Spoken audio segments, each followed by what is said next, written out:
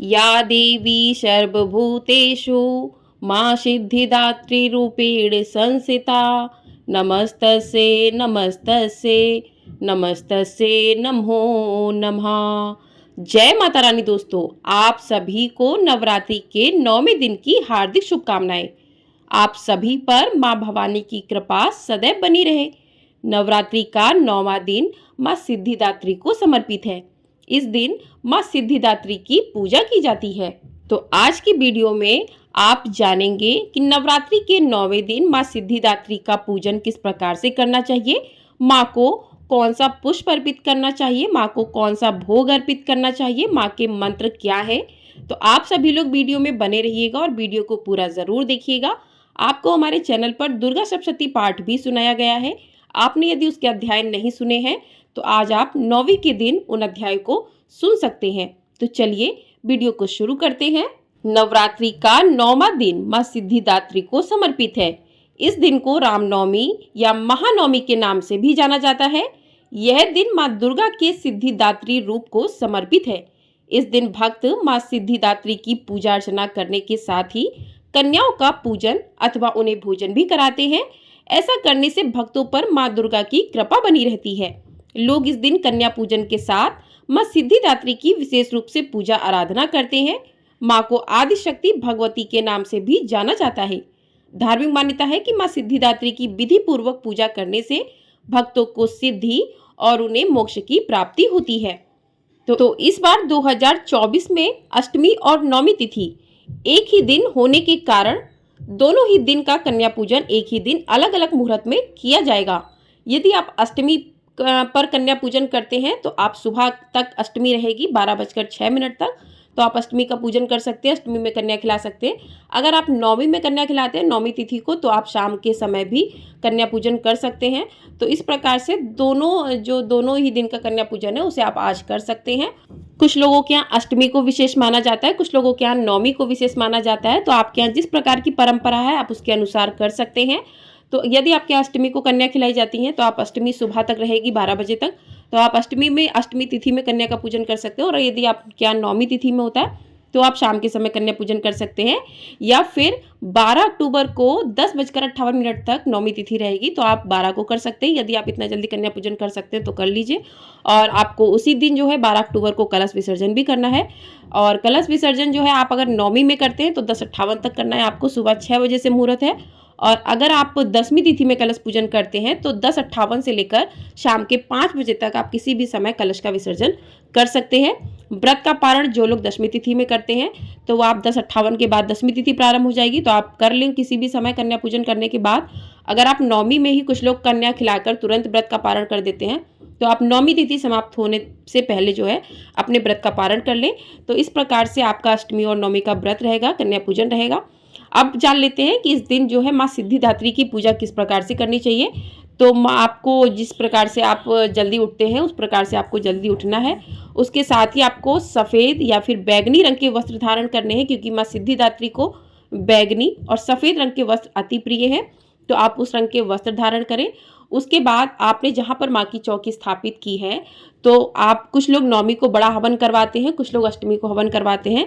लेकिन आपने हवन बड़ा करवा लिया है अष्टमी को या नौमी को तो आपको अलग से अग्यारी या हवन करने की ज़रूरत नहीं है। तो आप माँ को स्नान करवाएं अच्छे से, माँ को रोली, अक्षत, कुमकुम का तिलक अर्पित करें। उसके बाद माँ को पुष्प अर्पित करें। तो माँ को लाल और सफ़ेद रंग के पुष्प अर्पित कर सकते हैं। माँ को आप खीर, पूड़ी, हलवा इत्यादि का भोग लगाएं, चना, क्योंकि इस दिन नौमी अष्टमी होता है तो कन्या पूजन किया जाता है। तो जो कन्याओं के लिए भोग बनाते हैं उसी का भोग माँ को भी लगाया जाता है, वही भोग हवन पर भी चढ़ाया जाता है। तो माँ को इन सभी चीज़ों का भोग लगाइए, धूप दीप नैवेद्य अर्पित कीजिए माँ को। और उसके बाद आप पान के पत्ते पर इलायची, लौंग, बतासा, सुपारी इत्यादि रखकर माँ को अर्पित करें। और इस प्रकार से आपका पूजन जो है हो जाएगा। और पूजन होने के साथ ही आप, अगर आप पूरे 9 व्रत का मतलब होता है 9 रातों का व्रत, तो आपको पूरे 9 व्रत करके ही व्रत का पारण करना चाहिए। तो सिद्धिदात्री का पूजन आपको इस प्रकार से करके ही उसके बाद ही आपको अगले दिन व्रत अपना खोलना चाहिए। तो इस प्रकार से, और उसके बाद आपको माँ के मंत्रों का जाप करना है, माँ की कथा को सुनना है। आगे आपको मंत्र अभी बताए जाएंगे। और माँ की कथा को आप हाथ में थोड़े से पुष्प लेकर माँ सिद्धिदात्री की कथा को सुने। तो देवी पुराण में ऐसा उल्लेख मिलता है कि भगवान शंकर ने भी इन्हीं की कृपा से सिद्धियों को प्राप्त किया था। ये कमल पर आसीन है और केवल मानव ही नहीं बल्कि सिद्ध, गंधर्व, यक्ष, देवता और असुर सभी इनकी आराधना करते हैं। संसार में सभी वस्तुओं को सहज और सुलभता से प्राप्त करने के लिए नवरात्र के 9वें दिन इनकी पूजा की जाती है। भगवान शिव ने भी सिद्धिदात्री देवी की कृपा से तमाम सिद्धियां प्राप्त की थीं। इस देवी की कृपा से ही शिव जी का आधा शरीर देवी का हुआ था। इसी कारण शिव अर्धनारीश्वर नाम से प्रसिद्ध हुए। इस देवी का पूजन, ध्यान, स्मरण हमें इस संसार की असारता का बोध कराते हैं और अमृत पद की ओर ले जाते हैं। तो इस प्रकार से माँ की कथा पूर्ण हुई। कहते हैं कि नवरात्रि के 9 दिनों में आपने जो भी पूजन किया है, जो भी माँ का पूजन किया है, यदि आप नवरात्रि का ये 9वें दिन का माँ सिद्धिदात्री का पूजन नहीं करते हैं तो आपका जो पूजा है वो व्यर्थ हो जाता है, पूरा फल आपको प्राप्त नहीं होता है। तो आप जो है अंतिम दिन की ये पूजा करें। माँ सिद्धिदात्री की पूजा करने से आपको जो भी पूजा है वो सिद्ध हो जाती है, उसका पूर्ण फल आपको प्राप्त होता है। अब जान लेते हैं माँ के मंत्रों के बारे में। तो माँ सिद्धिदात्री का स्तुति मंत्र है, या देवी सर्वभूतेषु माँ सिद्धिदात्री रूपेण संस्थिता नमस्तस्यै नमस्तस्यै नमस्तस्यै नमो नमः। ये है माँ की स्तुति का मंत्र। माँ की बीज मंत्र है ह्रीं क्लीं ऐं सिद्धे नमः। उसके बाद माँ का ध्यान मंत्र है वंदे वांछित मनोरथार्थ चंद्राकृत शेखराम कमल स्थिताम चतुर्भुजा सिद्धिदात्री यशस्विनी। ये है माँ का ध्यान मंत्र। और एक माँ का मंत्र है सिद्ध गंधर्व यक्षाधैर्य सुरैम रैरपी सैभ्यमाना सदा भूयात सिद्धिदा सिद्धिदायिनी। ये है माँ का पूजा मंत्र। तो इस प्रकार से मंत्रों का जाप करें आप, और मंत्रों का जाप करने के बाद माँ की आरती करें। तो आइए आरती शुरू करते हैं। जय सिद्धिदात्री तू सिद्धि की दाता, तू भक्तों की रक्षक, तू दासों की माता। तेरा नाम लेते ही मिलती है सिद्धि, तेरे नाम से मन की ज्योति है होती है शुद्धि।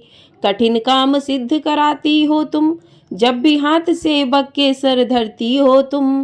तेरी पूजा में तो ना कोई विधि है, तू जगदम्बे दाती तू सर्व सिद्धि है। रविवार को तेरा सुमिरन करे जो, तेरी मूर्ति को ही मन में धरे जो। तुम सब काज उसके कराती हो पूरे, कभी काम उसके रहे ना अधूरे। तुम्हारी दया और तुम्हारी यह माया, रखे जिसके सर पर मैया अपनी छाया। सर्व सिद्ध दाती हो भाग्यशाली, जो है तेरे दर का ही अम्बे सवाली। हिमाचल है पर्वत जहाँ बास तेरा, महानंदा मंदिर में है बास तेरा। मुझे आसरा है तुम्हारा ही माता, वंदना है सवाली तू जिसकी दाता। जय सिद्धिदात्री तू सिद्धि की दाता, तू भक्तों की रक्षक, तू दासों की माता। बोलिए सिद्धिदात्री माता की जय। तो इस प्रकार से माँ का पूजन, कथा, मंत्र, आरती संपूर्ण हुए। तो आपको ये वीडियो यदि पसंद आई है, वीडियो को लाइक कर दीजिएगा, शेयर कर दीजिएगा, और आपने चैनल पर पहली बार आए हैं तो चैनल को सब्सक्राइब ज़रूर कर दीजिएगा। आपको हमारे चैनल पर इसी प्रकार से आने वाले व्रत त्योहार की जानकारी दी जाएगी। आपको हमारे चैनल पर दुर्गा सप्तशती पाठ भी सुनाया गया है, आपने यदि नहीं सुना है तो आप लोग उसे भी सुन सकते हैं। और कलश विसर्जन किस प्रकार से करना चाहिए उसकी संपूर्ण विधि की वीडियो आपको हमारे चैनल पर दी जाएगी, आप लोग उसे भी अवश्य देखिएगा। साथ ही दशहरे की कथा की वीडियो भी मिलेगी। तो आप लोग अपना ढेर सारा प्यार अवश्य दीजिएगा, और वीडियो पसंद आई वीडियो को लाइक अवश्य कर दीजिएगा, और कमेंट बॉक्स में जय माता दी अवश्य लिखिएगा। जय माता दी।